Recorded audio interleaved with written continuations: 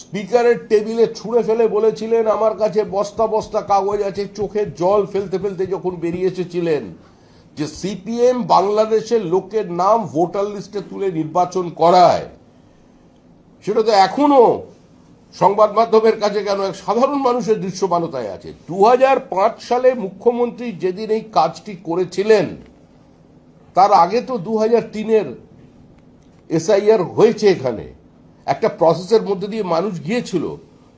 তাহলে কোথা থেকে বাংলাদেশের ভোটারের কথা তিনি 2005 সালের অগাস্ট মাসে তুলে এনেছিলেন? এর উত্তর তিনি দিন, ওই তালিকাটা দিন। আমরা তো খুঁজছি, পাচ্ছি না ওই তালিকা। মুখ্যমন্ত্রীর ওই তালিকাটা পেলেই তো সমস্ত সমস্যার সমাধান হয়ে যায়। যে মুখ্যমন্ত্রী ক্ষমতায় আসবার আগে শাসক দলের বিরুদ্ধে সরাসরি বাংলাদেশি অনুপ্রবেশকারীদের ভোটার লিস্টের নাম ঢুকিয়ে দেওয়ার মতো, এটা কার্যত একটা দেশবিরোধী অবস্থান।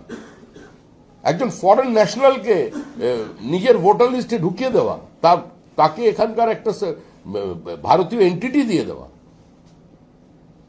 সেটাকে যিনি অভিযোগ করে ছুঁড়ে ফেলেছিলেন পার্লামেন্টের মধ্যে রেকর্ডেড, আজকে তিনি এই ধরনের কথা বলছেন।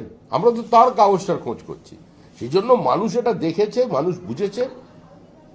আর মুখ্যমন্ত্রীর এখন সমস্ত আন্দোলন যেটা চলেছে, মৃত ভোটারদের, ভুয়ো ভোটারদের, বাংলাদেশের জামাতিদের নাম ভোটার লিস্টে রেখে দেওয়ার জন্য তার বক্তব্য।